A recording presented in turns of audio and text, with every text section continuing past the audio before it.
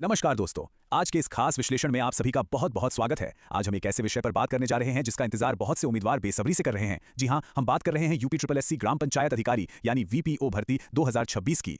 आज हम इस पूरी रणनीतिक रूपरेखा को डिकोड करेंगे जिसमें 13,000 से ज्यादा कुल पद, पात्रता, आयु सीमा और उस अहम नोटिफिकेशन डेट को बारीकी से समझेंगे। तो चलिए बिना किसी देरी के इस शानदार मौके का पूरा रोड मैप समझना शुरू करते हैं।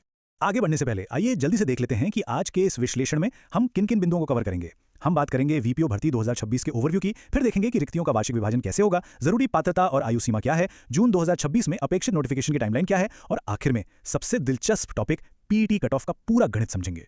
तो चलिए शुरुआत करते हैं हमारे पहले भाग से, वीपीओ भर्ती 2026 का ओवरव्यू।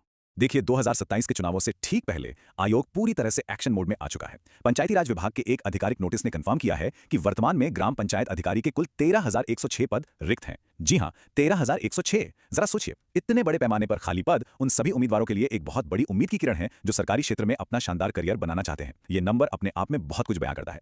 अब आगे बढ़ते हैं और अपने दूसरे महत्वपूर्ण बिंदु पर आते हैं, जो है इन रिक्तियों का वार्षिक विभाजन।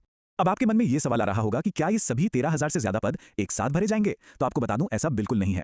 असलियत थोड़ी अलग है। विभाग ने इन 13,106 पदों को एक ही बार में निकालने के बजाय इन्हें 3 लगातार वर्षों में बराबर बांटने का फैसला किया है। इसका मतलब है कि 2026, 2027 और 2028 इन तीनों सालों में 4,372 पद आएंगे। तो हमारे सामने जो सबसे पहली और बड़ी भर्ती है वो 4,372 पदों के लिए ही होगी। चलिए अब बात करते हैं एक और बेहद अहम विषय की, जरूरी पात्रता और आयु सीमा। अगर आप इस सुनहरे अवसर का हिस्सा बनना चाहते हैं तो आपके पास 3 चीजों का होना बिल्कुल अनिवार्य है। ये मान लीजिए कि ये शर्तें पूरी तरह से नॉन नेगोशिएबल हैं। पहला, आपका 12वीं पास होना जरूरी है। दूसरा, टेक्निकल स्किल के तौर पर आपके पास ट्रिपल सी का सर्टिफिकेट होना चाहिए। लेकिन ध्यान दीजिए, जो सबसे बड़ी और सबसे महत्वपूर्ण शर्त है वो है यूपी ट्रिपल एससी पीईटी 2025 का एक वैलिड सर्टिफिकेट। जी हां, चूंकि ये भर्ती 2026 में आ रही है, इसलिए इसमें पूरी तरह से पीईटी 2025 के स्कोर को ही आधार माना जाएगा। वहीं अगर आयु सीमा की बात की जाए तो क्राइटेरिया काफी रिलैक्स्ड है।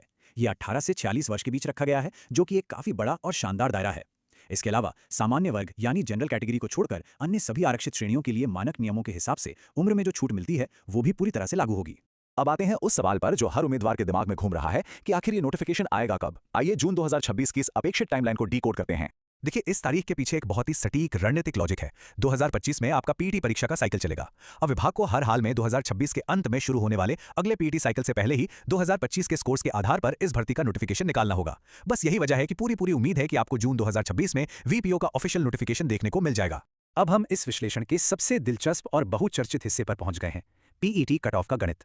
कट ऑफ को लेकर उम्मीदवारों के मन में ढेरों सवाल होते हैं। आइए इसे 2 परिदृश्यों यानी सिनेरियो से समझते हैं। सिनेरियो ए कहता है कि अगर सभी 13,106 पद एक साथ आ जाते तो कट ऑफ शायद धड़ाम से गिरकर 30 नंबर के आसपास आ जाता। लेकिन दोस्तों, रियलिटी चेक ये है कि हम सिनेरियो बी में हैं। 2026 में केवल 4,372 पद ही जारी हो रहे हैं।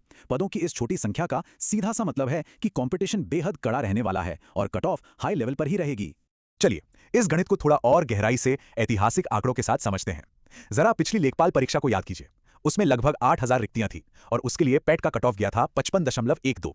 अब आगामी वीपीओ 2026 में पद इसके लगभग आधे हैं, यानी 4,372। तो अगर हम इस गणित को लगाएं तो शॉर्टलिस्टिंग के लिए जो अपेक्षित सुरक्षित कट ऑफ है वो 59 से 60 अंकों के बीच रहने की प्रबल संभावना है। यह डेटा बहुत कुछ क्लियर कर देता है। यहाँ एक और बहुत बड़ी गलतफहमी दूर करना जरूरी है, फॉर्म भरने और असल में शॉर्टलिस्ट होने के बीच का फर्क। देखिए, पीईटी में 0 से ऊपर नंबर लाने वाला कोई भी उम्मीदवार फॉर्म तो आसानी से भर सकेगा, लेकिन असली चुनौती है मुख्य परीक्षा के लिए शॉर्टलिस्ट होना।